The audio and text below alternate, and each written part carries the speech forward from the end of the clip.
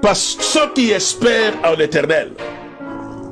Je ne sais pas si dans ta vie, tu continues encore à espérer à l'Éternel. Vous savez, dans la vie, il y a des gens qui espèrent en personne. C'est une bonne chose. Et il y a aussi ceux qui n'espèrent pas en Dieu. Ils se disent à eux-mêmes, ce que je suis, c'est l'effort personnel. Comme les Quinois aiment bien le dire, effort perso. Bien-aimé, ce que vous êtes, laisse-moi te dire, rien n'est le résultat de vos efforts. La preuve en est que le souffle que vous avez, et Job a reconnu que c'est le souffle du Tout-Puissant qui m'a créé. Vous êtes le produit d'un Dieu. Merci, chers frères et sœurs dans le Seigneur. Une fois encore, nous vous saluons dans le nom de notre Seigneur Jésus-Christ. Et hier, nous étions encore dans ce plateau. Et aujourd'hui, nous sommes encore là. Et je crois que le Seigneur va encore nous faire grâce. Et je crois que nombreux hier étaient bénis. Et aujourd'hui, par la grâce du Seigneur, je crois que quelques-uns et ceux qui vont suivre ce programme seront aussi bénis. Et comme nous disons que ce programme, et sans le Seigneur, nous ne pouvons rien. Et nous voulons encore une fois ensemble dédier ce temps et ce moment entre les mains du Seigneur. Et nous voulons prier. Et pour dire merci Seigneur, nous reconnaissons que c'est toi le Maître et c'est toi qui nous as donné le souffle de la vie. Prions ensemble. Père, nous voulons te dire merci. Pour ce temps que tu nous as donné, c'est toi qui nous as réveillés. Conduis ce moment et conduis ce temps. Non pas à nous, Seigneur, mais en ton nom de gloire. Saint-Esprit, glorifie le nom de Jésus au travers de ce programme. Toi qui es Dieu, au nom de Jésus. Amen. Amen. Nous vous disons encore une fois bonjour ou bonsoir, quel que soit le lieu où vous vous trouvez. Et vous êtes en train de suivre ce programme. Nous sommes en train de mettre à partir ici de l'Angleterre en Grande-Bretagne. Et c'est là où nous sommes basés. Et c'est là où l'Église aussi est basée. Et bien aimé dans le Seigneur, et ce programme, nous l'avons commencé pour essayer de stimuler des chrétiens, pour essayer de stimuler aussi ceux qui nous regardent de loin. Parce que nous avons conçu ce programme pour que le chrétien se relève, pour que le chrétien ne croise pas le bras. Et des fois, nous sommes en train de voir ceux qui ne connaissent pas le Seigneur en train de prospérer. Mais ils prospèrent parce qu'ils sont des travailleurs. C'est là où le Seigneur nous demande. Et là, il a dit que celui qui ne travaille pas ne mange pas non plus. Nous voulons, par ce programme, que le nouveau talent et le talent que vous avez et que ce talent puisse réellement fonctionner. Et beaucoup de chrétiens se posent de nombreuses questions sur la formation, nous avons dit, sur l'emploi ainsi que sur leur carrière, et se posent beaucoup de questions. Ils ne voient pas leur vie avancer, bien aimés. C'est ce que nous avons dit dans le programme d'hier. Nous avons besoin du développement. Le chrétien et l'entrepreneuriat. Nous voulons que le chrétien devienne entrepreneur. Ne regarde pas seulement que les choses que Dieu nous a données dans ce monde. Et c'est pour les autres, ce n'est pas pour nous. Nous ne sommes pas venus laisser qui que ce soit sur la terre. Et je ne suis pas seul dans ce plateau. Et je crois que je vais encore laisser mon frère se présenter. Et moi, je suis le pasteur Roger. Et je suis le pasteur responsable que par la grâce de Dieu dans l'église La Pépinière Ministries, ici en Grande-Bretagne. Et je ne suis pas seul. Et je vais laisser mon frère ici à côté se présenter. Et je crois que ceux qui étaient avec nous, et je crois qu'ils ont suivi sa présentation. Oui, Papa, nous vous laissons le temps de vous présenter. Merci, pasteur, pour la parole. Hier, j'étais déjà là. Mon nom, c'est Jacques Matinsi. Je vis ici à Birmingham, ici en Angleterre. Je m'occupe d'une ASBEL appelée African French Speaking Community Support, qui essaye d'aider la communauté, d'aider les démunis d'une façon ou d'une autre. Et nous sommes là ce soir, la deuxième soirée, pour discuter de ce thème qui est un peu crucial pour les chrétiens, dont les chrétiens, l'entrepreneuriat. Et nous allons partager nos idées tout au long de ces débats. Je vous remercie. Merci, Papa Jacques. Je crois que hier, est-ce que nous pouvons avoir la récapitulation de ce que nous avons parlé hier avant que nous puissions entrer dans le vif du sujet de cet après-midi? Il y a eu plusieurs questions, donc nous avons discuté autour de nombreuses questions. Mais l'essentiel pour moi, nous nous sommes dit que Dieu a mis à chacun de nous des talents. Et lui-même nous a donné de son intelligence, comme la Bible dit, qu'en réalité, dans l'homme, c'est l'esprit, le souffle du Tout-Puissant qui lui donne l'intelligence. Donc, l'intelligence qu'il a mise en l'homme, c'est pour que l'homme soit créatif, que pour que l'homme puisse faire au-delà de ce qu'il peut entreprendre. Donc, Dieu n'a pas créé l'homme pour que l'homme soit oisif et qu'il attende tout du ciel comme la manne qui tombait dans le désert. Mais Dieu a laissé l'initiative à l'homme, comme il avait recommandé à Adam de nommer tous les animaux. Donc c'est à l'homme qu'il revient de pouvoir démontrer de quoi il est capable dans la vie de la société. Et nous nous sommes dit qu'en tant qu'organisation, une église devait emboîter les pas pour pouvoir entreprendre des activités génératrices de revenus. Et pour cela, il fallait s'engager, il fallait apprendre et voir comment, en tant qu'une institution, en tant qu'une organisation avec une personnalité civile, l'Église pouvait investir, pouvait engager même ses propres fidèles et contribuer à l'épanouissement ou à la croissance économique d'un pays. Et de la même façon, nous nous sommes également adressés à nos bien-aimés qui sont chrétiens mais qui ne veulent pas travailler, et nous les avons encouragés en leur disant que la Bible dit que c'est du travail que l'abondance est créée et que quiconque ne travaille pas, qui ne mange pas non plus. Et nous avons donné quelques conseils comment nos bien-aimés qui n'ont pas le travail, comment s'y prendre pour commencer. Et nous nous sommes dit que il faut toujours commencer par une idée. Il faut vouloir quelque chose puisque c'est Dieu qui crée en nous le vouloir et le faire. Et la Bible déclare que fais de l'Éternel tes délices et il te donnera tout ce que ton cœur désire. Donc il faut avoir désiré quelque chose et pouvoir imaginer que c'est dont vous désirez, que vous l'avez déjà obtenu. Et comme c'est la pensée qui crée l'action, cela va vous amener à pouvoir aller de l'avant, à pouvoir entreprendre quelques actions afin d'aboutir à votre ambition ou à votre objectif. Alors nous nous sommes dit que, en tant que parents, nous chrétiens, nous devons être des bons modèles à nos enfants.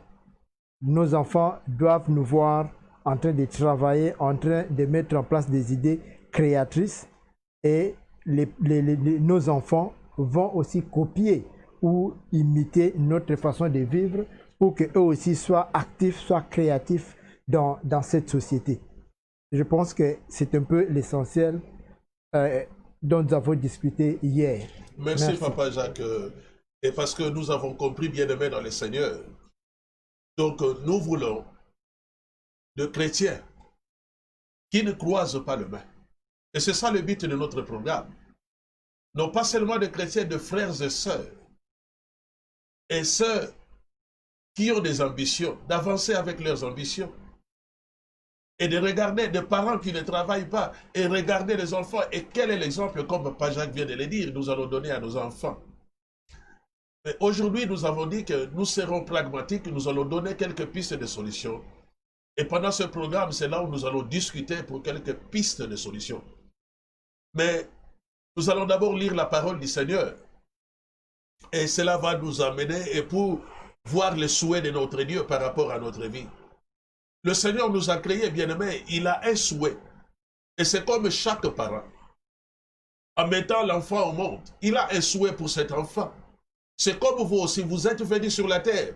Le Seigneur a un souhait pour vous. Et nous allons lire d'abord Deutéronome 30 et nous lirons le verset 9. Et après nous lirons 3 Jean 1, le verset 2. Et voici ce que dit la parole du Seigneur. L'Éternel ton Dieu te comblera de bienfaisants, prospérer toute œuvre de tes mains, le fruit de tes entrailles, le fruit de tes entrailles, le fruit de ton bétail et le fruit de ton sol. Car l'Éternel prendra le nouveau plaisir à ton bonheur, comme il prenait plaisir à celui de tes pères. Et nous allons lire encore 3 Jean, troisième épître de Jean, 1 et le verset 2. Bien-aimé, je souhaite que tu prospères à tous égards et que tu sois en bonne santé, comme prospère l'état de ton âme. Et laisse-moi te dire, bien-aimé, la prospérité aussi dans la vie, ce n'est pas seulement l'argent. Avoir une bonne santé, bien-aimé, c'est la prospérité. C'est ça le souhait de notre Dieu. Le Seigneur veut de chrétiens prospères. Il veut que de chrétiens qui fassent quelque chose. Et c'est ça le souhait de notre Dieu. Je souhaite que tu prospères à tous égards et que tu sois en bonne santé. Bien-aimé, la bonne santé est une prospérité. Et c'est ça le souhait de notre Dieu. Bien-aimé de Dieu, nous avons un Dieu qui nous a bénis. Nous avons un Dieu qui nous a tout donné. Et il a créé le ciel et la terre. Il a mis tout à notre disposition. Et tout ce qu'il a créé, bien-aimé, c'est pour toi et c'est pour moi.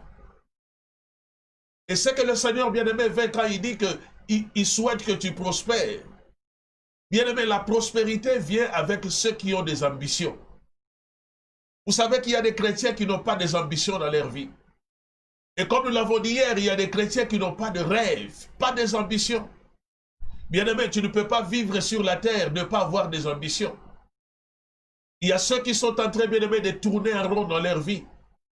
Ils sont en train de partir nulle part. L'Europe n'est pas seulement la solution. Mais bien-aimé, le lieu où vous pouvez vous trouver, si vous-même, vous n'avez pas, bien-aimé, savoir fixer les regards, et bien-aimé, vous pouvez aussi mourir dans la pauvreté. Alléluia. Vous pouvez mourir dans la pauvreté. Quel que soit le lieu où le Seigneur peut vous placer. Et le Seigneur veut des ambitieux. Ceux qui ont des ambitions pour leur vie. Et ceux qui ont des ambitions pour la société. Le Seigneur veut, bien-aimés, de chrétiens qui sont des travailleurs.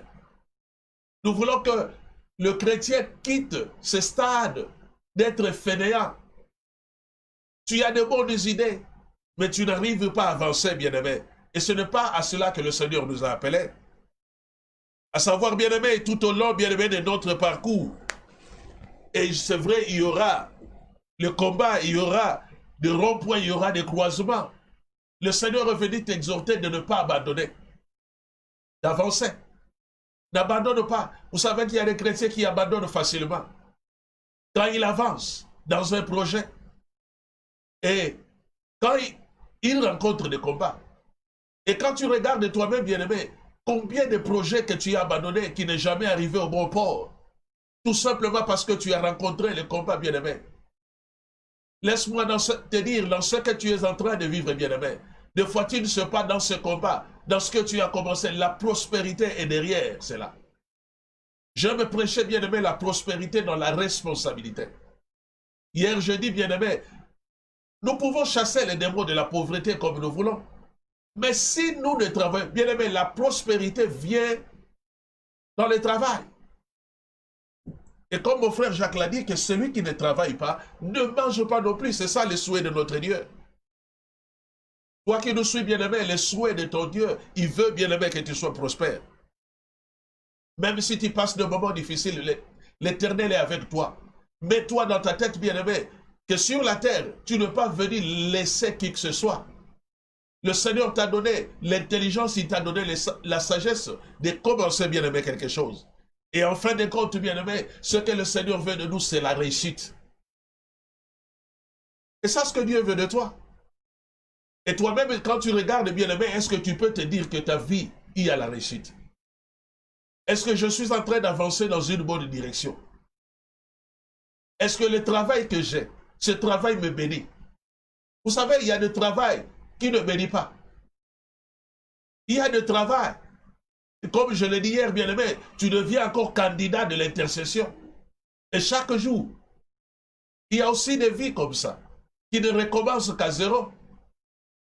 Le Seigneur souhaite que tu prospères, bien-aimé, à tous égards. Et la prospérité, bien-aimé, vient par le travail. Et il y a 3 choses, bien-aimé, j'ai appris aussi dans la vie. Dieu arrache les idoles de notre cœur. Cela veut dire ceci. Des fois, si il te bénit, que le travail aussi ne vient pas de votre idole, bien-aimé, votre réussite peut devenir votre idole, qui finit, bien-aimé, par prendre une place illégale. Si le Seigneur vous bénit, il vous rend prospère, bien-aimé, c'est que le Seigneur vous donne, il ne faut pas que vous deveniez idole de cela. Dieu va agir dans votre vie. Mais Dieu a besoin de courageux. Dieu a besoin de chrétiens et de frères et sœurs qui se lèvent tôt le matin pour aller travailler. Et même si vous n'avez pas de travail, gardez l'espoir et allez chercher du travail. Le Seigneur ne vous laissera pas, comme il vous a dit, il ne nous abandonnera jamais. Il y a ceux qui aussi abandonnent, bien-aimés, et quand ils deviennent prospères, ils abandonnent le chemin du Seigneur. Nous avons vu cela aussi dans la vie de plusieurs enfants de Dieu. Et dès que vous êtes prospère, vous abandonnez le chemin du Seigneur. Et plus que le temps, bien-aimé, passe, et plus que nous ne prenons pas, bien-aimé, l'action, et la pauvreté, elle va nous surprendre, bien-aimé, un jour. Et chaque fois, bien-aimé, aussi nous voulons te dire, si le Seigneur te bénit, ne sois pas et ne t'éloigne pas du Seigneur. Regarde le rétroviseur de ta vie, d'où tu viens, là où le Seigneur t'a aussi amené. Regarde aussi dans ta vie, là où le Seigneur t'a récupéré. Dans votre vie, vous devez comprendre, bien-aimé, le succès et non-succès. Jésus-Christ, bien-aimé, est notre grand trésor. Et tout ce que nous aurons à accomplir, bien-aimé, que le Seigneur soit au centre de toutes choses. Que le Seigneur soit au centre de ce que nous voulons commencer. Bien-aimé, tu as des capacités. Ne te dis jamais dans la vie, enlève cela dans le dictionnaire de votre vie que je ne peux pas. Enlève cela dans le dictionnaire, bien-aimé, pour dire que je ne pourrai pas. Bien-aimé, laisse-moi te dire que tu peux quelque chose. Laisse-moi te dire que tu peux accomplir quelque chose. L'apôtre Paul est en train de nous dire ceci.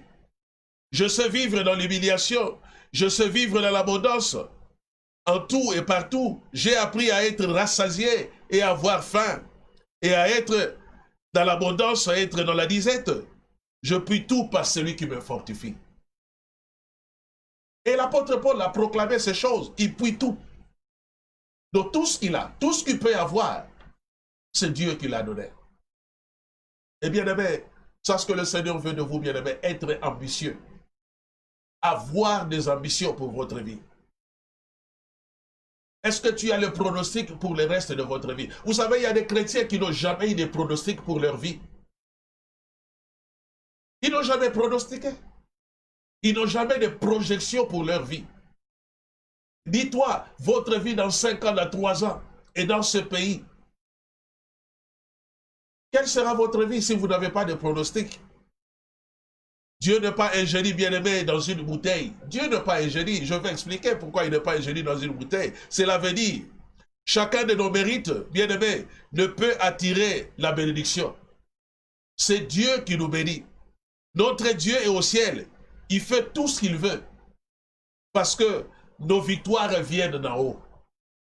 Nos victoires viennent de Dieu. C'est pourquoi dans tout ce que, bien-aimé, vous pouvez faire, confiez-vous à le Seigneur, à l'Éternel. Parce qu'il a dit que sans moi, vous ne pouvez rien faire. Dieu est miséricordieux, nous le savons. Et nous comptons sur lui, bien-aimé. Il nous comble de ses bienfaits, de son amour parfait. Il peut même arriver et qu'il nous refuse certaines choses, bien-aimé. Cela prouve que Dieu a cessé de nous soutenir, de nous supporter. Dieu est souverain. La Bible dit, il donne à qui il veut, comme il veut, quand il veut. Mais je sais des choses. Si quelqu'un va s'élever, et Dieu veut de travailleurs, et Dieu ne veut pas de chrétiens paresseux. Et c'est ça le but de ce programme, de cette émission. Nous voulons les chrétiens qui se battent pour leur famille, des parents qui quittent le fainéantisme pour aller chercher du travail, et dont les enfants voient que le parent, il est que sur Internet, il ne fait rien, il ne sort pas, il est qu'à la maison.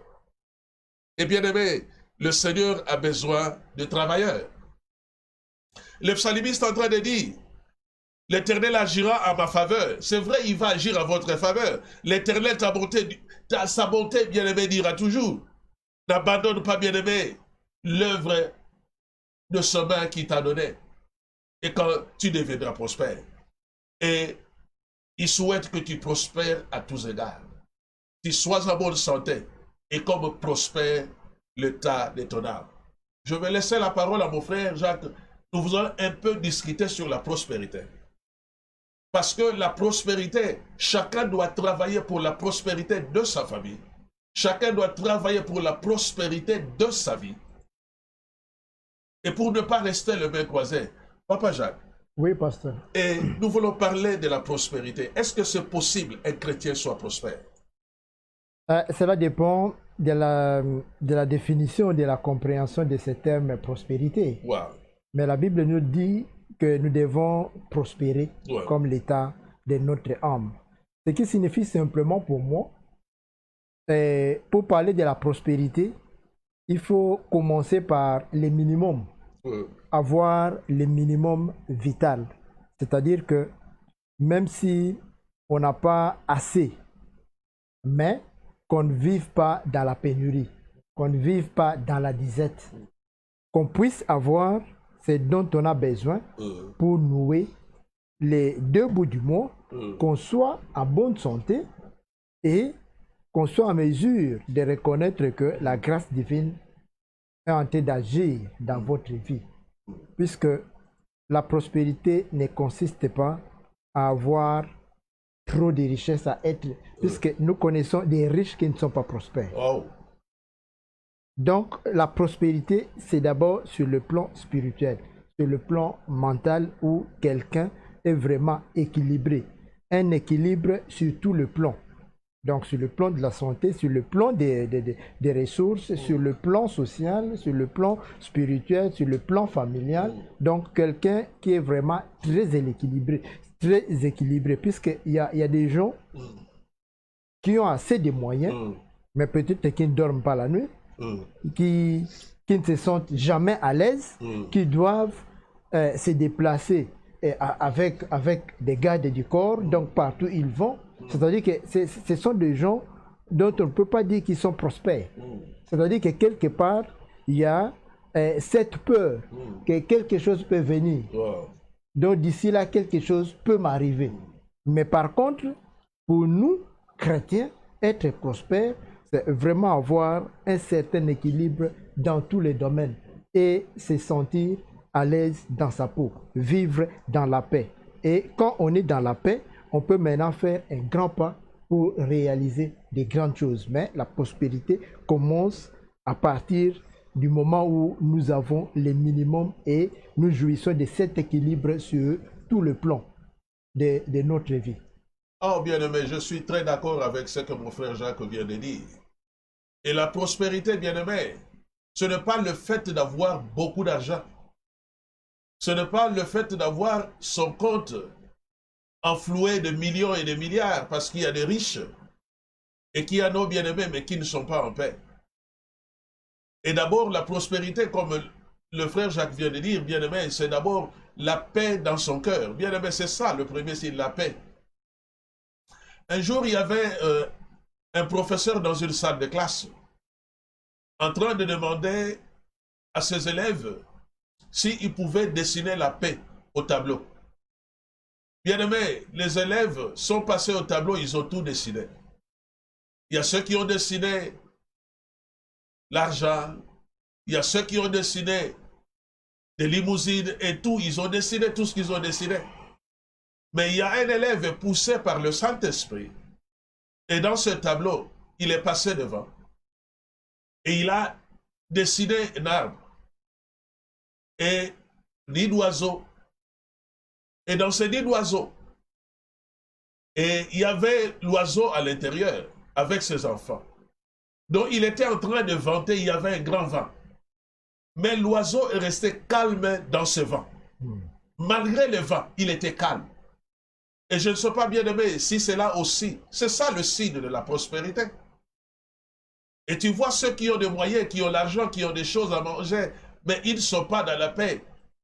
Et bien aimé, le signe de la prospérité, c'est la paix d'abord. C'est ça ce que le Seigneur nous a dit. Je souhaite que tu prospères à tous égards. La prospérité à tous égards. Et être en bonne santé comme prospère l'état de ton âme. C'est ce que le Seigneur veut, que ton âme bien-aimée soit prospère. Et nous avons dit encore dans notre volet, nous voulons des chrétiens qui sont créatifs et des chrétiens qui ne foutent même dans leurs églises. Ils n'ont même pas d'ambition pour leurs églises. Et s'ils n'ont pas d'ambition pour eux-mêmes, comment ils peuvent avoir l'ambition pour l'église? Des fois, le pasteur est en train de se poumonner, en train de se dire qu'il travaille. Mais bien aimé, si vous avez des chrétiens pasteurs qui n'ont pas d'ambition, l'église aussi va souffrir. Nous avons dit, bien aimé, nous sommes venus encourager les chrétiens. Avec le talent et la grâce que le Seigneur vous a donné, vous pouvez créer une chose, créer une entreprise, bien aimé, et mettre vos rêves en action. Et pas Jacques, Oui, si pasteur. celui qui n'a pas de rêve pour sa vie, comment il peut croire qu'il peut aller dans le chemin de la réussite? Parce qu'il n'a pas de rêve. Oui, c'est ce que nous avons soulevé hier à travers la parole. La parole dit que s'il n'y a pas de vision, le peuple est sans frein. Ouais. Donc, une vision, c'est comme une ambition, un objectif, un but, un idéal à suivre. Donc, chacun doit pouvoir développer une certaine vision, doit avoir des objectifs dans sa vie. Puisque sans vision, il n'y a pas de frein. Et imaginez une voiture qui n'a pas de frein. Quelle sera la conséquence? Donc, soit vous vous retrouvez dans un ravin, soit vous heurtez d'autres voitures ou vous heurtez des murs. Donc, la conséquence est catastrophique. Donc, si vous n'avez pas de vision, vous serez toujours là en train de demander, de prier pour que Dieu fasse tomber du ciel la manne. Or, la manne n'existe plus depuis le désert. Donc, la manne n'existe plus. Même Jésus, quand il a fallu que les apôtres puissent laisser, les apôtres demandaient à Jésus de pouvoir renvoyer la foule pour que la foule aille se débrouiller dans des villages environnants pour se procurer à manger et passer la nuit. Mais Jésus leur a répondu en leur disant que non, donnez-vous vous-même à manger. Ce qui veut dire que Dieu doit partir, doit prendre en considération ce dont nous possédons. Donc, si les apôtres n'étaient pas venus à Jésus, lui dire que non, voilà, il y a un petit enfant qui a 5 morceaux du pain et du poisson, rien n'aurait eu lieu. Or, la multiplication a eu lieu à partir de ce qui était disponible. De ce qui veut dire que si Dieu doit agir dans notre vie, nous devons avoir quelque chose sur nous. Et comme nous l'avons développé hier, la première des choses, c'est l'idée. C'est de l'idée d'où partira la vision. Donc, un objectif, un but ou un idéal à atteindre. Donc, par rapport à votre question, si un homme de Dieu ou quelqu'un n'a pas de vision, n'a pas d'objectif, n'a pas d'ambition, n'a pas de rêve, donc sa vie ne changera jamais puisque à l'impossible, nul n'est tenu. Donc, si vous n'avez rien, et la Bible dit que on donne à celui qui en a et on retire même à celui qui n'en a pas. C'est-à-dire que vous n'avez rien, peut-être un petit rien, on vous retire. Donc il faut avoir quelque chose avant de pouvoir matérialiser ou concrétiser ce dont vous voulez. Et comme nous l'avons aussi martelé, Dieu accomplit les désirs de nos cœurs. Si bien que s'il n'y a aucun désir dans le sens d'ambition, dans le sens de vision ou d'objectif à atteindre, Donc Dieu ne peut pas agir. Et nous l'avons aussi expliqué que dans Éphésiens 3:20, la Bible disait que « Or, à celui qui peut faire par sa puissance qui agit en nous, infiniment au-delà de ce que nous demandons ou pensons. » Ce qui veut dire que si nous ne pensons pas à quelque chose, la puissance de Dieu ne peut pas intervenir pour que nous puissions devenir prospères. Donc, wow. Bien-aimé, ça signifie, c'est vraiment très profond. Donc, votre bénédiction partira avec ce que vous avez. Et Jésus, dans la multiplication de pain, il a dit, mais, et on leur a dit, comme mon frère Jacques vient de dire, combien avez-vous? Ça signifie 1 multiplié par 10. Non, 0 multiplié par 10, c'est ce que je veux dire, est égal à 0. 0 multiplié par 100 est égal à 0. 0 multiplié par 1 million est égal à 0. 0 multiplié par 1 milliard est égal à 0. Ça signifie que si vous n'avez rien, il n'y a pas de multiplication. C'est ça. Cela va partir avec la sagesse et l'intelligence. Vous savez qu'il y a ceux qui ont des histoires dans leur maison. Donc si tu donnes la machine à coudre que toi tu as à quelqu'un qui se trouve en Afrique, et il peut même commencer l'entreprise, mais cette machine est dans ta maison, ne fout rien. Absolument rien. Tu as des choses que tu as mis dans ton garage, et ces choses ne font absolument rien. Et tu n'as même pas l'idée comment créer l'emploi avec ce que vous avez. Tu as beaucoup de choses dans ta cuisine, mais cela pouvait créer quelque chose pour commencer quelque chose. Regarde un peu dans ta maison. Peut-être tu te dis que je n'ai pas le capital, je n'ai pas l'argent. Vous savez, il y a ceux qui n'ont pas aussi commencé les affaires, le business, tout simplement parce qu'ils sont orgueilleux. Ils peuvent se dire, mais moi, on va me voir, moi je vends les beignets. Ne minimisez jamais le faible commencement. Ne regarde pas, bien-aimé, hier nous avons dit, l'enfant qui a commencé à courir, d'abord il a appris à marcher. Et celui qui chante aujourd'hui, dans l'église, il a commencé d'abord à parler pour chanter. Et ceux qui sont montés, aujourd'hui ils sont au sommet avec le business, ils ont commencé quelque part. Le Seigneur est venu dire à un chrétien, le Seigneur est venu dire à son enfant, bien-aimé, commence quelque part et la main de l'Éternel sera avec vous. Lire la Bible, aller à l'église, c'est une bonne chose, mais le Seigneur veut que nous soyons des chrétiens prospères. Et si nous sommes prospères, automatiquement nos églises sont bénies, automatiquement nos familles sont bénies, et nous allons pouvoir à leurs besoins. Peut-être tu peux te dire que je le travaille, mais bien aimé, mais si ce travail, tu deviens un chrétien d'intercession, pense encore, qu'est-ce que je peux faire en dehors de mon travail? Nous sommes venus encourager le chrétien qui ont des ambitions mais qui ont peur, qui ne veulent pas prendre de risques. Bien aimé, la foi c'est risqué. Comme nous avons dit que la foi est une ferme assurance des choses qu'on espère. On ne peut pas espérer sans risquer.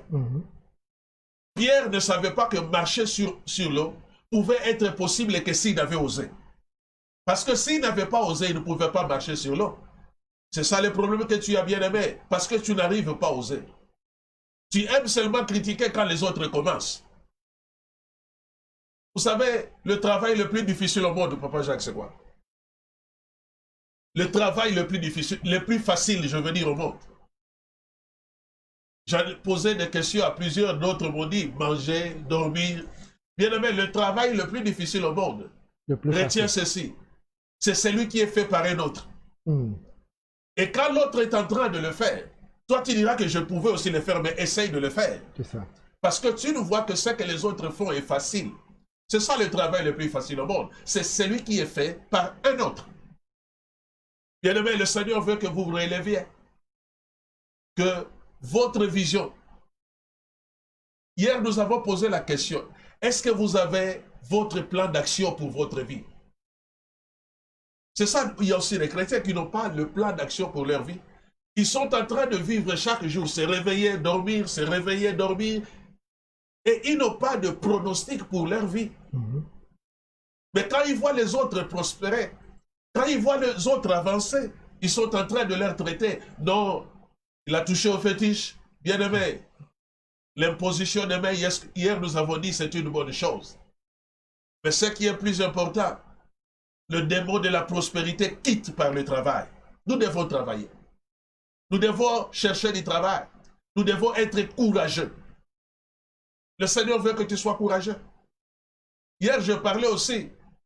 Ceux qui se disent temps plein, il y a ceux qui restent dans le permanent, ce n'est pas une mauvaise chose. Mais demande la sagesse et l'intelligence. La Bible dit que celui qui manque l'intelligence et la sagesse le demande à Dieu, bien-aimé. Si tu demandes l'intelligence et la sagesse à Dieu, Dieu te donnera l'intelligence et la sagesse. Mais je ne sais pas comment quelqu'un peut commencer avec le peu de moyens qu'il a et comment il peut planifier et pour commencer quelque chose. Ça dépend de circonstances dans laquelle on se retrouve. Par exemple, prenons les cas si vous vous retrouvez dans ces pays. Ces pays est différent de notre pays. Mais souvent, les systèmes sont pratiquement les mêmes. Bon, ici, dans ces pays, par exemple, un bien-aimé qui n'a pas du travail, vous pouvez approcher les job centers. Mais à partir du job center, il y a des discussions qui se passent. Mais moi, je donnerais peut-être le conseil aux gens et avant d'aller au job center, peut-être discuter aussi avec les autres. Parce que souvent au job center, on peut t'imposer de faire quelque chose dont tu n'as pas voulu. Mais puisqu'ils sont dans une position de force, il faut obéir. Je me souviens moi-même, par exemple, quand je suis allé pour la première fois, on m'a demandé d'aller faire les forklifts, ce qui n'était pas mauvais. Mais par contre, au même moment, je pouvais aussi choisir de faire autre chose. C'est dans ce sens-là. Mais au niveau des job centers aussi, on peut donner des conseils ou encourager quelqu'un à commencer sa propre entreprise. De telle sorte que on vous demande de suivre une formation. Après avoir complété cette formation-là, vous pouvez accéder à un crédit. Et comme vous l'avez dit tout à l'heure, il y a des gens qui ne veulent pas oser. Mais aussi le manque d'information. Comme la Bible dit que mon peuple périt faute de connaissances. Donc, quand vous n'avez pas l'information, vous ne pouvez rien faire. Donc, au niveau des job centers, il y a déjà plusieurs alternatives. Soit vous vous focalisez à trouver un emploi, soit vous pouvez aussi vous engager dans votre propre entreprise. Comme nous l'avons dit, il faut toujours prendre les risques. Et avant même de s'engager, on suppose que vous avez déjà votre plan, vous avez déjà votre ambition, votre rêve, où vous voulez atteindre, puisque le chemin n'est pas si facile, mais il faut persévérer, il faut beaucoup d'endurance, beaucoup d'abnégation pour arriver à votre objectif. Bon, là c'est sur le plan individuel. Donc, il y a cet aspect de demander de l'aide pour chercher de l'emploi. L'emploi, ce n'est pas seulement au niveau des job centers, même au niveau des charités, des aspects que nous dirigeons, nous donnons des conseils aux gens comment chercher de l'emploi. Mais il y a aussi une autre alternative de devenir son propre patron. Si vous ne pouvez pas le faire à travers les job centers, soit les job centers vous envoient à la chambre de commerce. Quand vous allez à la chambre de commerce, il y a des formations bien établies pour que ça vous donne vraiment cette confiance de pouvoir vous engager dans l'entrepreneuriat. Et aussitôt que vous vous êtes engagé, si vous voulez développer votre entreprise, il y a des fonds par-ci par-là. Au niveau de la banque, au niveau des investissements sociaux, il y a toujours des fonds, des organisations auprès desquelles vous pouvez soumettre vos projets pour que vous puissiez obtenir le plus d'argent possible et investir dans les secteurs qui vous préoccupent le plus. Mais comme nous l'avons souligné, c'est toujours le manque d'ambition, le manque d'esprit d'initiative qui fait que nous ne puissions pas prendre de telles décisions. Et au niveau de de l'institution en tant qu'Église, de l'organisation, il y a aussi plusieurs possibilités ici dans ces pays. Et du fait même que quelqu'un puisse réunir les gens et commencer à prêcher l'évangile, à prêcher Jésus-Christ, ça c'est une activité charitable. Puisqu'il y en a 13 dans ces pays. Donc, si vous réunissez les gens, si vous réunissez les gens dans une salle et vous commencez à prêcher la parole de Dieu, donc à faire l'évangélisation, donc dans ces pays, c'est compté parmi les activités charitables. Donc, vous ne pouvez pas dire que vous n'êtes pas charité, mais vous l'êtes déjà. Non, je suis en train, je ne vous coupe pas la parole, je suis en train de parler sur le chrétien et sur ses frères qui ne veulent pas prendre le risque pour sa vie. Parce qu'il y a ceux qui ne veulent pas prendre de risque. Et là, nous parlons, je crois, que de l'organisation. Mais cette personne qui veut se démarquer, parce qu'il y a des chrétiens qui ne veulent pas se démarquer. Ils veulent seulement vivre leurs conditions. Mais dans notre temps, ils sont en train de se plaindre. Ils sont plaintifs. Mais qu'est-ce que nous pouvons dire à ce frère-là? Celui qui est plaintif, le Seigneur lui a donné tous les atouts. Et comme le frère Jacques vient de le dire, parce qu'il y a la formation. Mais ce frère ne veut pas aller se faire former. Mais il croit que seulement ce qu'il a comme travail, cela lui suffit. Mais il est en train de vivre dans le malheur. Il est sujet d'intercession. Oui. Et je crois que la clé, et comme le frère Jacques l'a dit, chercher la formation. Oui, comme je l'avais souligné hier, Oui. on ne construit jamais le monde en un seul jour. Il y a toujours un processus évolutif. C'est-à-dire que si vous vous retrouvez dans un travail ou dans une situation dans laquelle vous n'êtes vraiment pas content et qu'il y a la pénurie, donc vous devez viser à autre chose. C'est ça donc, dans nos églises, nous parlons promotion, promotion, promotion. La promotion ne consiste pas seulement à devenir manager, à devenir team leader ou qui. La promotion aussi consiste à passer d'un certain salaire à un salaire supérieur. Ah oui, donc ce qui veut dire que si votre salaire est de $300 par mois et que vous voulez atteindre $600 par mois, donc vous avez cette opportunité, soit de suivre une formation. La formation peut prendre 1, 2 ou 3 ans. C'est toujours question de pouvoir persévérer, de pouvoir s'y adonner afin d'atteindre l'objectif.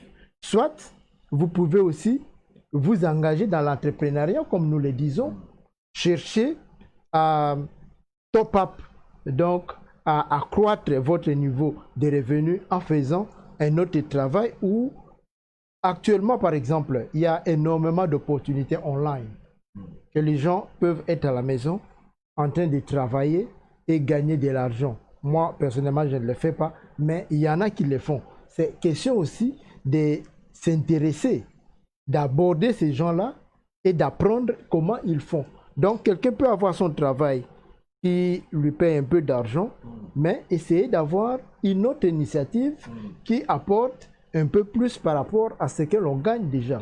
Dans la Bible dit que ne cherchez pas seulement vos propres intérêts. Donc, ce qui signifie que tant que nous ne sommes pas contents de ce que nous faisons, nous devons faire mieux, nous devons faire autre chose. Et dans autre chose, en suivant la formation, en approchant ceux qui sont déjà dans certaines activités, cela nous permettra de pouvoir accroître notre niveau de revenus.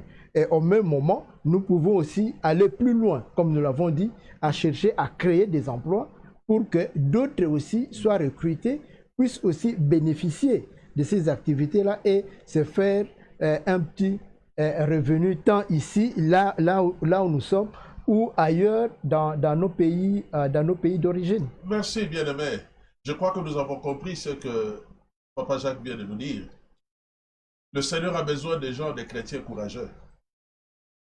Et de chrétiens qui s'élèvent et qui se battent. Et de chrétiens qui ont des ambitions. De chrétiens qui cherchent la formation pour leur évolution.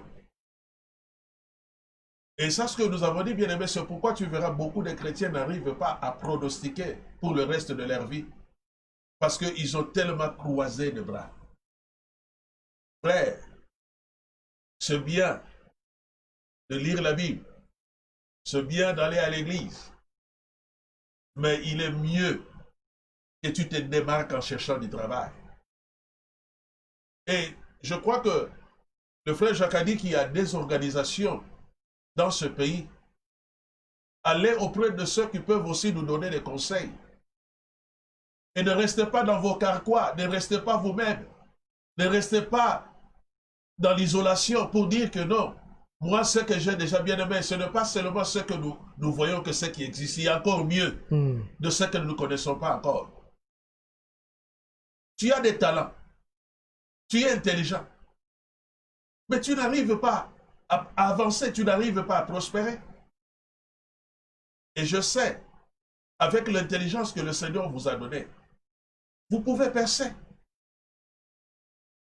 Vous êtes dans un pays d'opportunités où les portes peuvent s'ouvrir.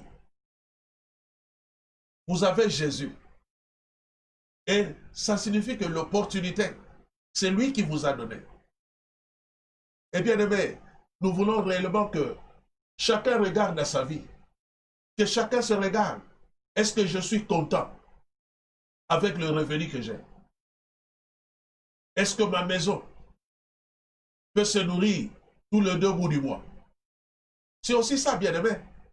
Et quelque part, là nous disons, nous pouvons aussi rêver. Rêver encore aller quelque part. Nous pouvons rêver de chercher encore quelque chose. Rêve encore, bien-aimé. Donc, dans ce que nous sommes en train de dire, bien-aimé, la vie c'est comme l'aventure. Si tu étais parti dans l'autre aventure qui n'a pas réussi, bien-aimé, le Seigneur te dit, ne fléchis pas, avance encore. Ne baisse pas tes bras. Si tu avais essayé, ça n'avait pas marché. Bien-aimé, ce que vous avez raté hier ne vous fait pas un homme raté. Les portes qui étaient fermées hier, bien-aimé, laisse-moi te dire qu'il y a une issue de sortie. Le Seigneur veut encore vous aider. Le Seigneur veut encore ouvrir d'autres portes. Mais c'est à vous de décider. Vous savez que la décision est dans l'homme lui-même. Dieu n'est pas dictateur. Et même quand nous avons reçu Jésus-Christ dans notre vie comme Seigneur et Sauveur, la Bible dit, voici, je me tiens à la porte, je frappe. Il se tient. J'aime notre Dieu parce qu'il est un Dieu respectueux. Il n'est pas entré dans notre vie par la force. Je me tiens à la porte et je frappe. Il est venu frapper aujourd'hui encore à la porte de ta maison, à la porte de ton cœur. Si tu attends la prophétie, si tu attends les paroles qui viendront des prophètes, et nous sommes là avec mon frère Jacques, et nous sommes en train de te donner cette parole de la prophétie, tu peux trouver mieux, tu peux avancer. Ça fait longtemps que tu es en train de pleurer. Ça fait longtemps que tu es en train de tourner en rond. Le Seigneur, il a dit qu'il va faire une chose nouvelle sur le point d'arriver, ne la connaissez-vous pas? Il va tracer un chemin nouveau dans le désert de votre vie. Même si vous êtes en train de passer ce temps de désert, mais il y a encore mieux. Et dans ce désert, il viendra vous rencontrer pour vous bénir. Mais l'essentiel, que toi tu comprends aussi la mission à laquelle Dieu t'a envoyé sur la terre. Hier, nous l'avons dit, bien-aimé, nous sommes sur la terre pour prolonger le séjour de Jésus sur la terre. Apporter aussi des solutions. Que nous soyons des hommes et des femmes qui vont apporter des solutions. Donc, cela nous te demande, bien-aimé, d'être créatif. Qu'est-ce qui passe dans ton esprit? Qu'est-ce que tu rêves? Je ne sais pas, Papa Jacques. Si celui qui veut commencer, admettons, un business, il veut commencer à faire quelque chose. Et quelles sont, je peux dire, les disciplines que cette personne peut avoir? Parce qu'il y a ceux qui ont commencé des affaires sans discipline. Parce que la discipline est capitale à celui qui commence les affaires. Oh, ouais. Je pense que, comme nous l'avons souligné hier, premièrement, il faudrait apprendre. Par exemple, si vous avez un capital et vous devez investir, disons, dans une boutique, donc dans un shop. Ici, par exemple, ici nous vivons, ici à Birmingham, nous avons nos bien-aimés qui vendent déjà, qui font déjà ce genre de business. Par exemple, le Papy Blessing, Alors, le fait de l'approcher, puisqu'il a été dans ces domaines pendant longtemps, nous les connaissons. Nous avons aussi nos bien-aimés qui ont des salons de coiffure. Alors, il suffit de les approcher pour leur demander, mais comment vous réussissez à survivre jusqu'aujourd'hui? Bon, bien sûr que tout le monde n'a pas la même formation, mais il y a toujours des conseils. Mais la formation telle que nous l'avons dite, elle est vraiment essentielle. La formation sur le plan comptabilité, sur le plan finance, et comme je l'ai souligné hier, l'entreprise doit toujours être différente de la personne, de son propriétaire. C'est-à-dire qu'il ne faut pas mélanger la caisse de l'entreprise et la caisse du propriétaire. Donc le propriétaire ne peut soutirer que ce qui est comme profit ou dividende. Donc c'est très important.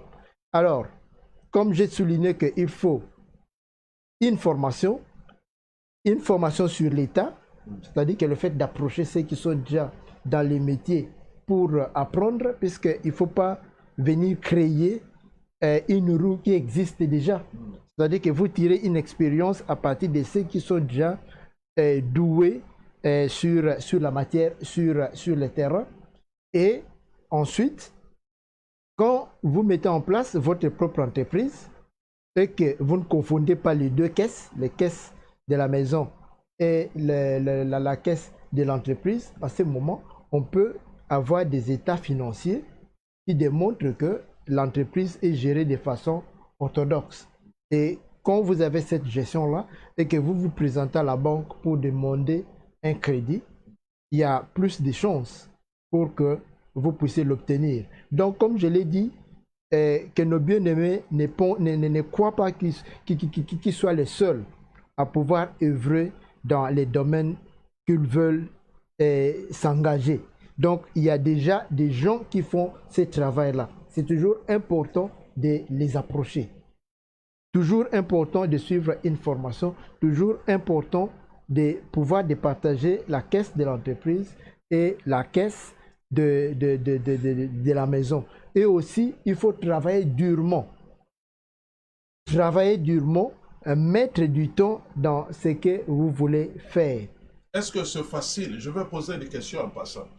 Papa Jacques, est-ce que c'est facile à celui qui fait déjà les affaires de vous donner, vous qui venez dans les affaires nouvellement, de vous livrer et pratiquement son secret? Est-ce que c'est facile? Et si nous parlons dans notre communauté, nous ne voulons pas seulement parler de notre communauté, parlons, est-ce que c'est facile? Je ne crois pas qu'il y ait des secrets.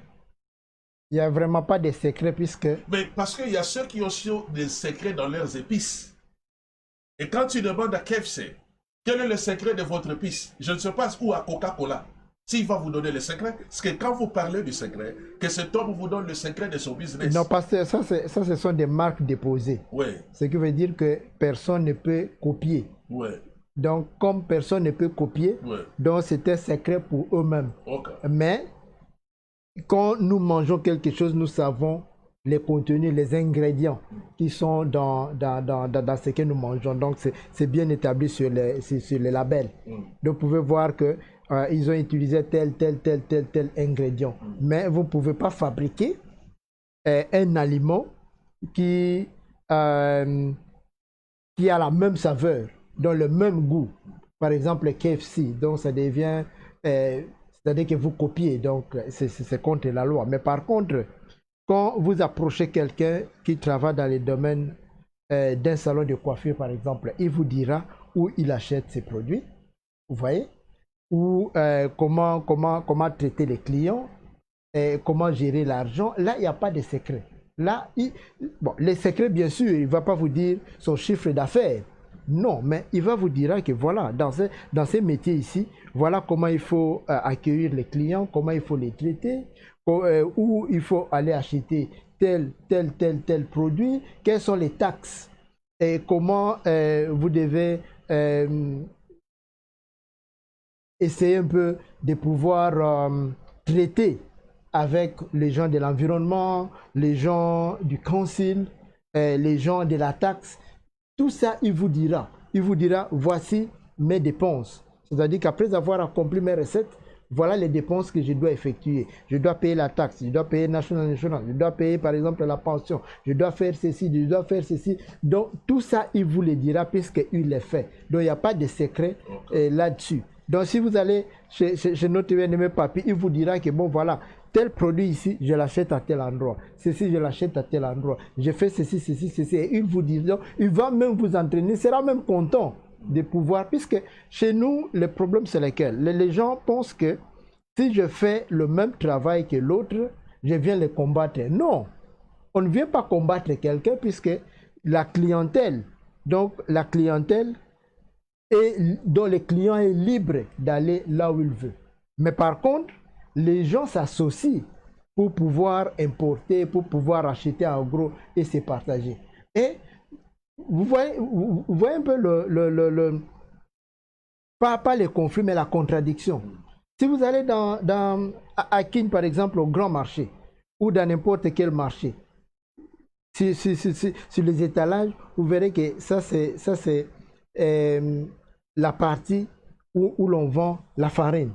Et tout le monde vend la farine. Ils ne se disputent pas. Vous voyez, ils ne se chamaillent pas. Et quand vous voyez des pharmacies, il y a des pharmacies partout, partout. Ils ne se chamaillent pas. Alors, partout où nous nous retrouvons, c'est toujours important de travailler en collaboration. Merci beaucoup, bien-aimé.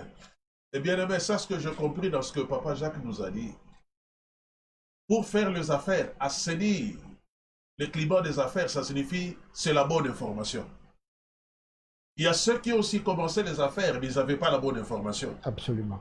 Donc, si vous n'avez pas la bonne information, et par rapport aux produits que vous voulez vendre, eh bien, vous pouvez rester avec votre produit et chercher l'information et voir aussi l'environnement où vous vous trouvez.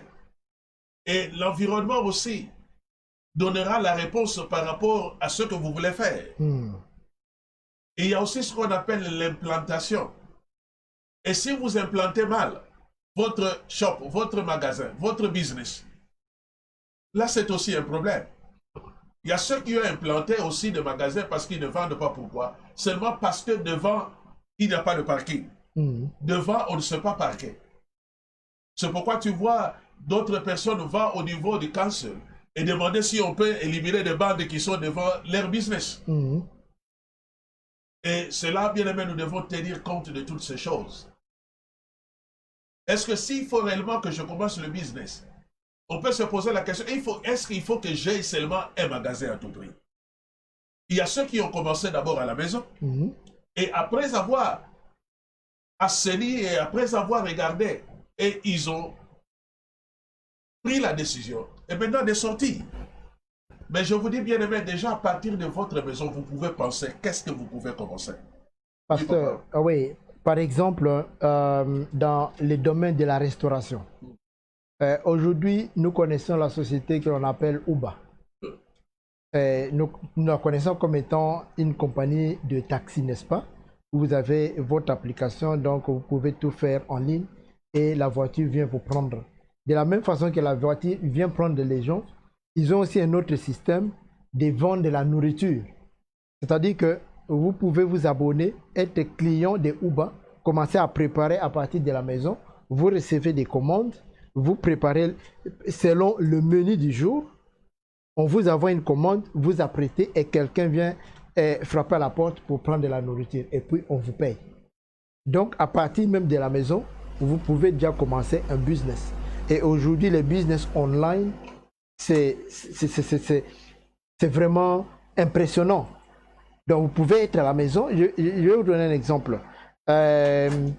Devenir par exemple un travel agent. Vous voyez, pour faire des réservations pour nos voyages, nous allons sur High Street, donc nous allons dans des fly centers. Donc vous allez dans un gros bâtiment, un fly center, et vous vous renseignez, vous payez, vous faites la réservation de votre voyage ou de votre séjour quelque part. Mais vous pouvez aussi le faire à la maison.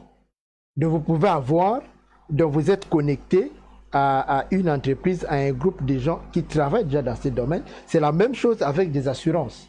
Plutôt que d'aller à la banque pour avoir l'assurance vie ou l'assurance des maisons, l'assurance santé, tout ça, quelqu'un peut être connecté à une grande société et venir chez vous à la maison. C'est-à-dire qu'il le fait de façon indépendante, il le fait chez lui et il peut se déplacer n'importe où pour aider les gens à pouvoir souscrire aux assurances. Donc, ce qui veut dire que le travail, l'esprit d'initiative dont nous parlons, ce n'est pas seulement d'aller implanter quelque chose quelque part, mais à partir de la maison, vous pouvez aussi vous faire de l'argent.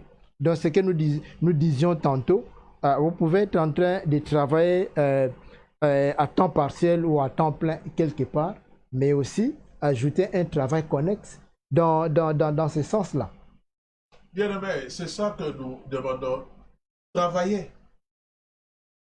Avancez dans ce que vous voulez faire.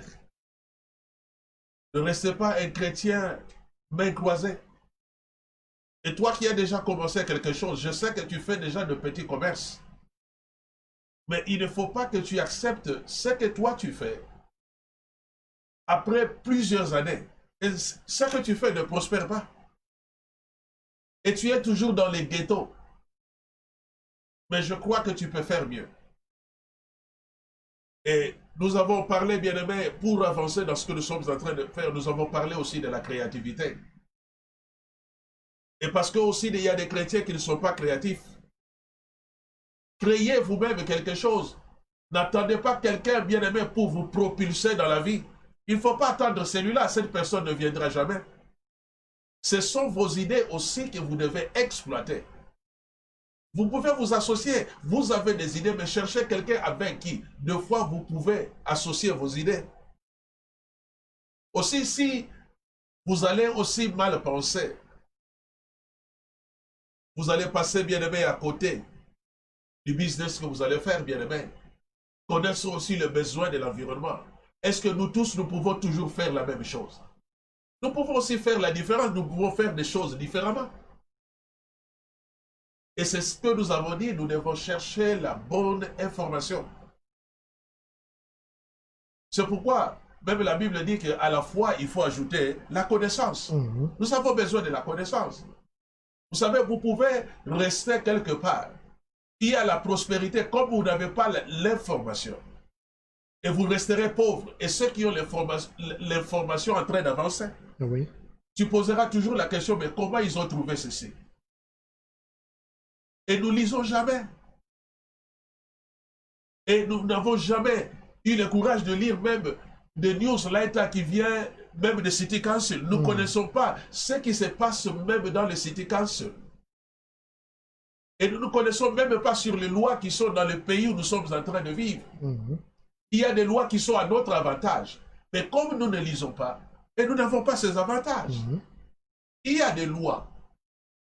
Et si nous sommes ceux qui vont lire, et je crois que nous pouvons aussi avancer dans beaucoup de choses. Et dans ce que vous voulez, bien-aimé, commencer, aujourd'hui nous avons dit qu'on doit être pragmatique. Et la qualité aussi du produit. Quelle est la qualité aussi? Je crois que cela compte aussi. L'aspect aussi important de le business, la qualité de ce que nous voulons vendre aussi. Oui, pasteur. Pour se lancer dans ce que l'on veut faire, comme vous l'avez souligné tantôt, il faut une petite étude du marché, comme on le dit. Qu'est-ce qui marche? Qu'est-ce dont les gens ont besoin? Et à quel endroit? Et comment pouvoir satisfaire à cette demande-là. Aussitôt que vous avez l'information, vous pouvez calibrer les produits à fournir par rapport à l'information dont vous avez besoin. Mais pour pouvoir fidéliser la clientèle, puisque c'est un monde où, vous voyez, quand nous allons dans des supermarchés, on nous donne des cartes de fidélité. C'est-à-dire qu'à chaque fois vous achetez, on vous donne des points, des points, des points. À la fin de l'année, après un X temps, on vous envoie un petit bon, par exemple de 5 livres. Tout ça, c'est pour vous fidéliser. Et en fidélisant quelqu'un, quelqu'un doit se rassurer que c'est un produit de bonne qualité que je suis en train d'acheter. À supposer que vous faites le gingembre, le njinja, la boisson de njinja, et qui n'a pas un goût pimenté. À ce moment, moi, si j'essaye aujourd'hui, demain, je ne reviendrai plus puisque ça n'a pas ce goût-là. De ce qui veut dire que quand vous dites que vous êtes en train de vendre tel produit, il faut que ces produits correspondent aux normes, c'est-à-dire aux attentes même des clients. Si par exemple, vous avez monté un restaurant, il faudrait que quand les gens viennent, que l'environnement soit vraiment salubre, l'environnement soit propre, que la nourriture soit bien préparée. Vous voyez, donc l'aspect qualité dont vous avez évoqué là est très important dans tout ce que nous pouvons offrir comme produit ou comme service. Donc, cet aspect est très important pour pouvoir fidéliser les clients. Puisque un client qui est satisfait pourra aussi raconter à son ami, aux membres de la famille, que non, voilà, je me suis procuré tel chez telle personne. Et ça ne fera qu'accroître le nombre de clients et puis le business va aller de l'avant, va prospérer. Donc c'est très important que la qualité du produit soit vraiment minutieusement étudiée pour que les gens puissent être fidèles à votre initiative ou à vos produits. Merci, Papa Jacques. Et bien aimé, ça signifie que la qualité de ce que vous voulez vendre. Et hier, nous avons parlé aussi de l'innovation. Et bien aimé, nous devons chercher l'innovation. Et sur le plan économique, dans le cours de l'économie, et quand est-ce qu'on peut parler de la croissance dans un pays? Et quand est-ce qu'on peut parler même de ce cadre macroéconomique et qui est prospère? Et c'est tout cela passe par l'innovation. Et parce que s'il n'y a pas l'innovation, il n'y a pas croissance. Et c'est ça, nous voyons aussi que nos pays sont en train de souffrir parce qu'il n'y a pas d'innovation. Et nous sommes en train de t'encourager, bien-aimé, d'innover ce que vous faites déjà. Nous parlons à ceux qui ont déjà commencé quelque chose. Essayez d'innover. Essayez de changer aussi des stratégies. Comment, toi qui commences, tu as déjà commencé quelque chose, tu n'as même pas de website. Et le marketing et la publicité, c'est aussi l'élément moteur de ce que vous voulez faire. Nous voulons t'encourager. Je sais que tu vends. Et je sais que tu as des ambitions. Mais la publicité a aussi sa place, le marketing que nous sommes en train de dire. Quittez les ghettos. Quittez de faire des choses. Et seulement en cachette. Et je sais que tu vas sortir aussi à l'extérieur. Et quand les autres vont commencer à voir le produit que toi, tu es en train de vendre, peut-être le fait que vous êtes en train de vous cacher, peut-être votre travail, ce que vous faites est précieux. Peut-être tu peux rencontrer quelqu'un qui va se dire, je veux m'associer à vous. Mais comme vous voulez toujours faire des choses en catimini, et là, vous n'avez pas quelqu'un qui veut s'associer à vous. Je peux ajouter quelque chose, papa, pasteur, puisque pendant ces temps de Covid-19, depuis mars, il y a eu des fonds de la part du gouvernement et de la part des conseils pour soutenir le business, tant des business formels ou des business privés personnels. Mais tel que vous l'avez souligné là, quand on travaille dans les noirs et qu'on n'est pas enregistré avec des organisations du gouvernement, vous n'avez pas un compte business avec une banque sur les high street. Tous ceux qui travaillent de cette façon-là n'ont rien obtenu, rien du tout. Et pourtant, l'État a accordé des faveurs pour que les gens aillent emprunter de l'argent auprès des banques, pour que les gens reçoivent même des grants, l'argent gratuit de la part de local authorities, des conseils, de telle sorte que cet argent puisse vous aider pendant ces temps, puisqu'il y a une certaine récession, il y a une stagnation sur le plan économique.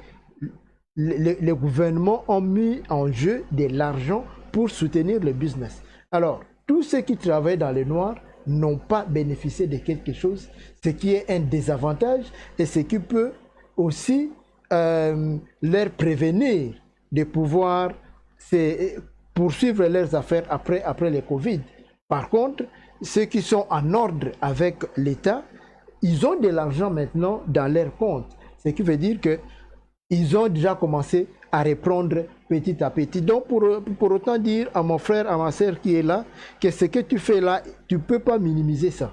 Essaie de le faire de façon vraiment officielle, de façon formelle et organisée. Cela va te permettre d'aller de l'avant, de prospérer et peut-être de créer des unités, d'aller dans avoir un magasin, un shop et ne pas seulement se contenter. Vous voyez, il y a un élément que nous n'avons pas souligné, mais on en a parlé, c'est la zone de confort. Ouais. Donc, quelqu'un se trouve dans sa zone de confort, il trouve que c'est mieux. Non, nous devons quitter cette zone de confort pour faire mieux, comme le pasteur le disait. Nous devons faire mieux et essayons de chercher des conseils, suivre des formations pour formaliser nos activités et essayer un peu de faire mieux comme les autres. Ils ont commencé comme vous avez commencé, mais certains avancent, d'autres sont stagnants, donc ils restent dans leur zone de confort. Donc cherchons à aller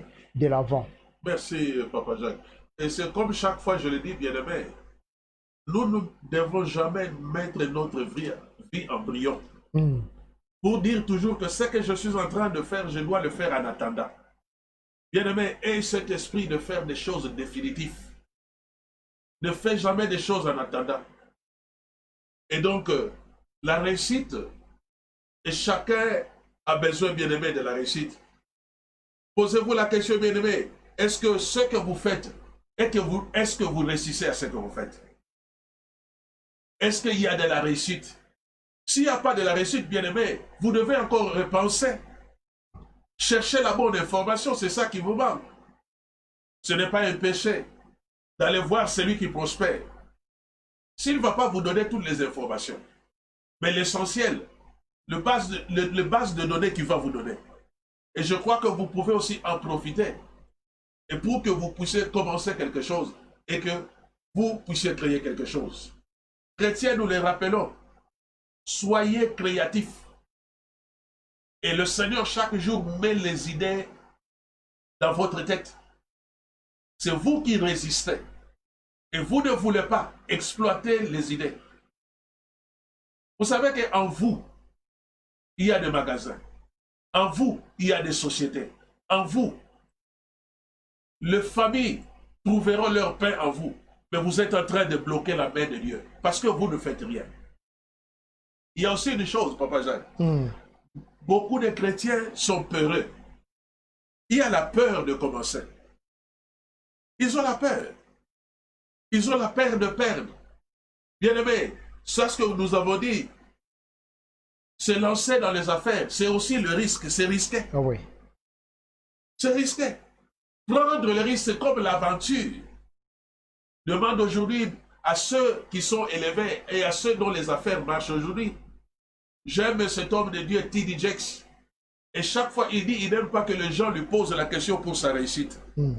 Il dit toujours, j'aime ces gens qui me posent la question sur mes défaites.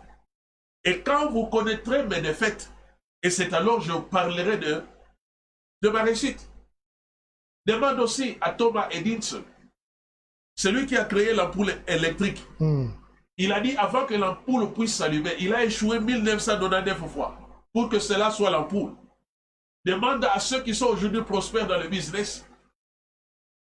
Ils ont connu des échecs, les hauts et les bas. Mais ils n'ont jamais abandonné. Et nous sommes venus te conseiller, bien-aimé, n'abandonne pas.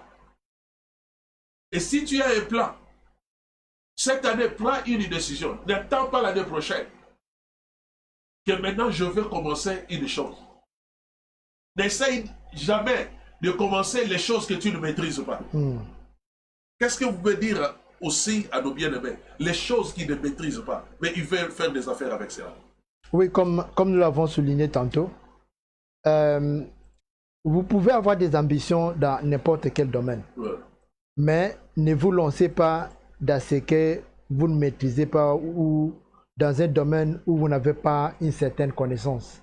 Mais par contre, si vous pensez que vous pouvez réussir dans ce domaine-là, c'est mieux de pouvoir apprendre. Cherchez d'abord la connaissance. Cherchez d'abord l'expérience avant de s'engager. Par exemple, si moi je ne sais pas préparer, et que je voudrais me lancer dans le domaine de la restauration. Bien sûr que sans compter sur placer les gens, mais moi-même. Donc, je dois m'associer à quelqu'un qui a déjà un restaurant. Je commence à travailler ou à lui demander service que bon, apprends-moi à préparer, ou je peux aller faire un cours culinaire au collège ou quelque part. Et après avoir complété cette formation ou une expérience professionnelle, c'est seulement en ce moment que je peux me lancer dans ce domaine-là. Puisque quand vous vous lancez dans un domaine où vous n'avez aucune maîtrise, aucune information, donc votre avenir devient déjà brouillé. Donc vous ne pouvez pas vous frayer un chemin là où vous n'avez pas une très bonne information. Donc commencez plutôt par chercher une information, chercher la connaissance, suivre une formation sur l'État auprès des gens qui travaillent déjà dans ce domaine avant de vous lancer. Ça sera vraiment vous donner la vie facile plutôt que de compliquer les choses. Oh. Et si je veux compléter mon frère Jacques, bien aimé, ne commencez pas une chose sans vision. Et si vous n'avez pas la vision de la chose que vous voulez commencer, demande au Seigneur de vous donner la vision. Et si vous avez la vision, demande aussi des conseils. Il y a des gens qui sont là, il y a des amis, de bien-aimés qui sont là pour aussi nous conseiller. Le problème qui te bloque, je vais te dire, bien-aimé, c'est aussi la fréquentation que tu as. Les gens que toi tu fréquentes, ce sont les gens aussi qui t'empêchent d'avancer et qui t'empêchent aussi que votre destinée puisse fleurir. Regarde un peu tes fréquentations. Qui est-ce que tu fréquentes dans la vie et quels sont les conseils qu'ils te donnent? Quitte le milieu de ceux qui vous découragent. Vous savez, à chaque fois quand tu parles de tes projets aux autres, ils sont là toujours pour te décourager. Ils ne veulent pas que tu avances. Quitte le milieu de ceux qui te découragent. Aussi savoir, bien-aimé, partager, et si vos projets sont encore en chantier, évitez aussi de le partager à tout le monde. C'est la chose aussi que vous devez faire. Savoir garder le secret jusqu'à ce que vous allez matérialiser cela. Et beaucoup ont gardé leur cible parce que leur bouche parle aussi trop. Ils ont raté leur cible. Vous êtes dans un pays d'opportunité. Quel que soit le pays où vous êtes en train de le suivre, l'opportunité est là où vos pieds sont. La Bible dit que tout lieu où foulera le plan de vos pieds, je vous le donne. Oui. Tout lieu. Je parle ici tout lieu. Je ne parle pas seulement de l'Europe. Je parle tout lieu où foulera le plan de vos pieds. Vous savez, la parole, nous pouvons est devenue un slogan aussi dans notre vie. Et des fois, nous ne croyons pas dans ce que nous lisons. Le Seigneur dit tout lieu. Tout lieu où le Seigneur vous a envoyé, bien aimé, laisse-moi te dire, c'est un lieu de la prospérité. Au début, il nous a dit dans ce que nous avons lu, il souhaite que nous prospérions à tous égards et que nous soyons en bonne santé comme prospère l'état de ton âme. La prospérité, c'est aussi la volonté de Dieu. C'est ça le souhait que le Seigneur a pour vous. La réussite. Posez-vous des questions de fois dans votre vie. Est-ce que ma vie est une réussite? Vous savez que la majorité de ceux qui n'ont pas réussi, et ce sont des gens de foi, quand ils regardent ceux qui ont réussi, ils regardent avec l'œil de dédain. Et de fois, ils ont toujours ceux qui peuvent dire sur eux. J'ai un beau-frère qui me dit souvent, je veux dire seulement à Lingala, et pour que cela sonne mieux. Et mon beau-frère là me dit souvent, il me dit, soki biso nyonso tozwi bolingo ekokola na kati na famille. Yango boni mabota ba oyo bazwi te, nde bango basalaka bobulo na kati na famille. Soki biso nyonso na communauté toza na eloko ya kosala na badokipe moninga te. C'est ça. Parce que naza occupé na makambo na nga. Je suis occupé dans ce que oyebi plus bato balingi k'occuper makambo na bato. Il y a ceux aussi qui n'ont rien à faire. Absolument. Mais soki oza na makambo ya kosala nakanisi yo badokipe makambo na yo. Et tu passeras plus de temps à ce que tu fais. Laisse-moi te dire, bien-aimé, le Seigneur veut que tu sois prospère. Tu es en train de tourner en rond. Demande conseil. Cherche la bonne information. Oyo yoki kaka no batinda kapide na Kinshasa. Et je dois commencer à envoyer les choses. Parce que je dois faire les conteneurs comme tout le monde le fait. Quelle est la conséquence à ceux qui copient ce que les autres font, Papa Jacques, et qui n'ont pas la vision? Je pense que il y a des gens qui veulent se comparer aux autres ou par esprit de vantardisme, ils veulent démontrer, comme on dit en anglais, show up, ils veulent démontrer que moi aussi, je peux faire comme lui. Et peut-être aussi animé par un esprit de jalousie, ils se disent que, comme l'autre est en train de bien tourner, de faire des bonnes recettes, moi aussi, je vais emboîter les pas dans ce sens-là. Alors, quand vous emboîtez les pas, vous ne savez pas comment le monsieur travaille pour qu'il puisse récolter ses recettes. Donc, vous ne connaissez pas les rouages, comment tout fonctionne.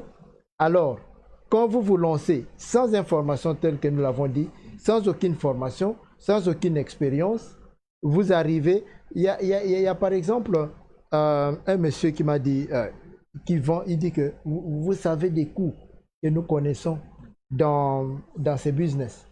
Alors il me dit, supposons que vous importez ou vous exportez un conteneur et les produits arrivent par exemple à destination, les produits sont périmés. Et combien vous réalisez comme recette? Vous voyez?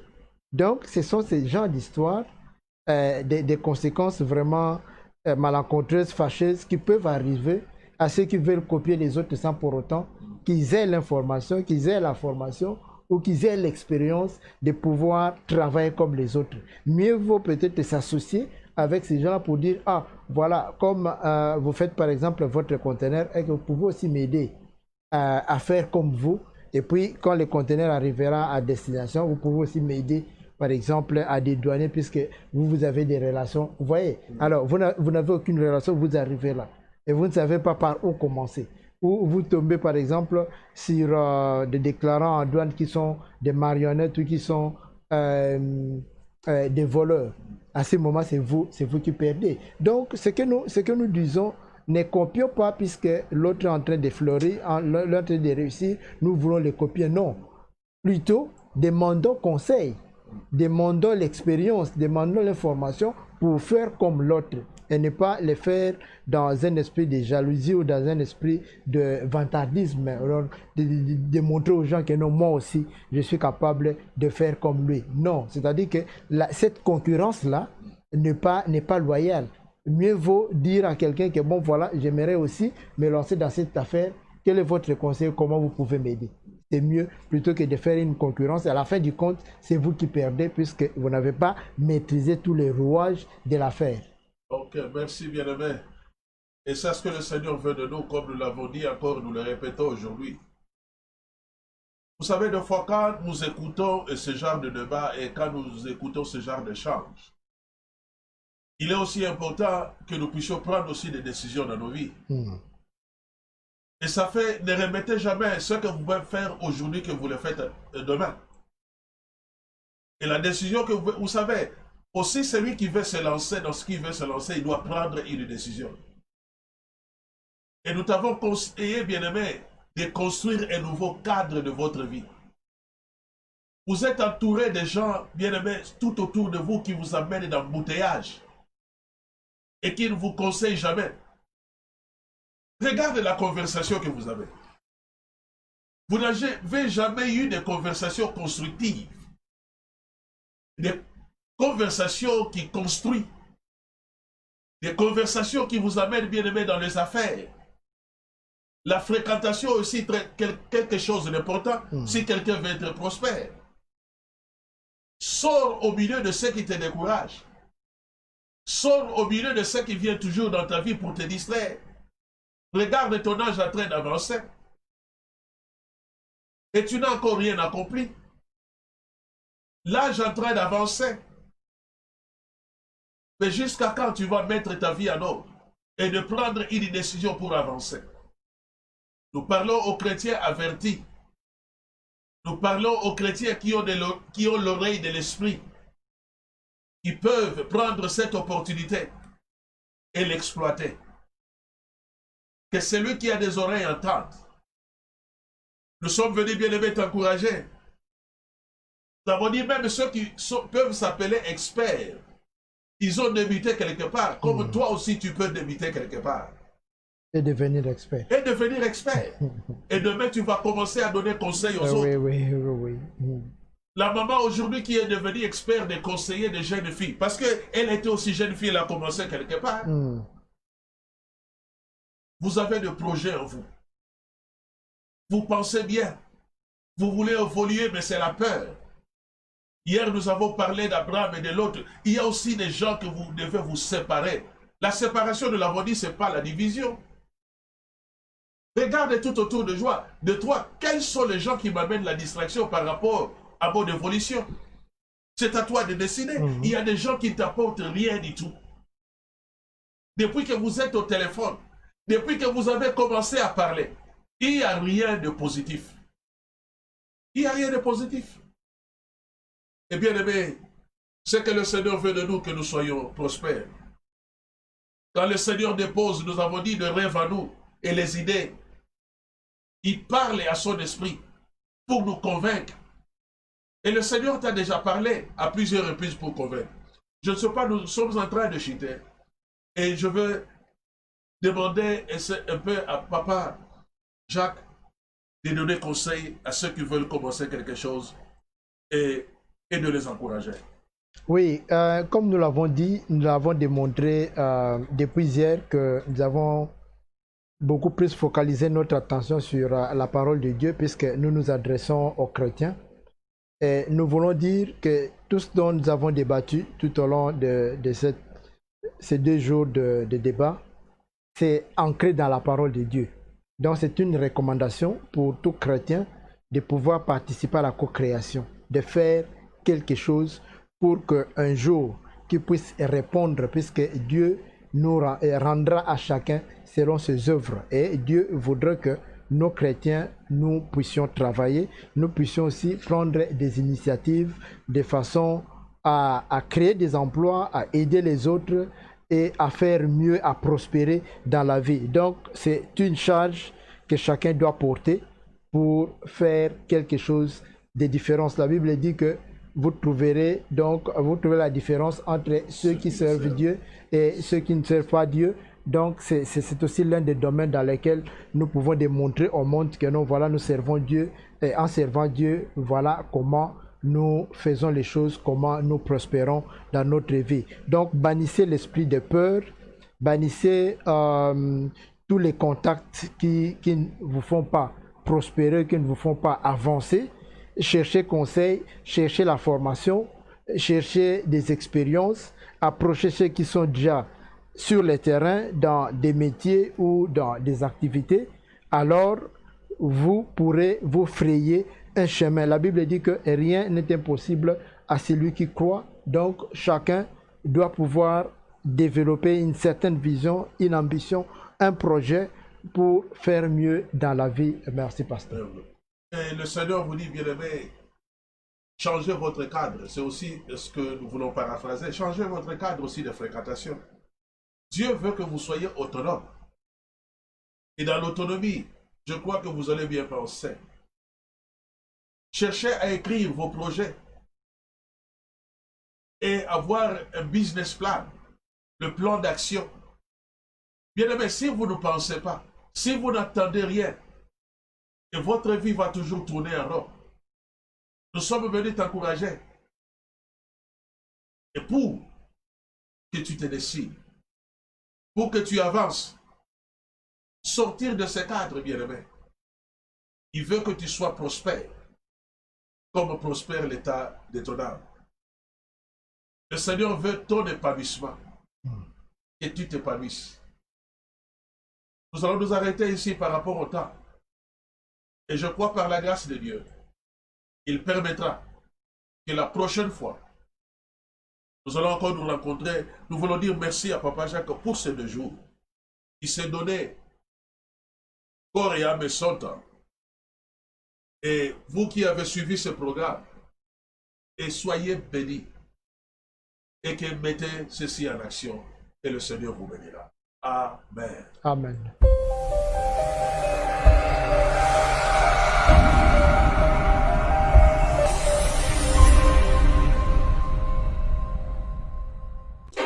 Parce que ceux qui espèrent en l'Éternel. Je ne sais pas si dans ta vie, tu continues encore à espérer à l'Éternel. Vous savez, dans la vie, il y a des gens qui espèrent en personne. C'est une bonne chose. Et il y a aussi ceux qui n'espèrent pas en Dieu. Ils se disent à eux-mêmes, ce que je suis, c'est l'effort personnel. Comme les Quinois aiment bien le dire, effort perso. Bien-aimé, ce que vous êtes, laisse-moi te dire, rien n'est le résultat de vos efforts. La preuve en est que le souffle que vous avez, et Job a reconnu que c'est le souffle du Tout-Puissant qui m'a créé. Vous êtes le produit d'un Dieu.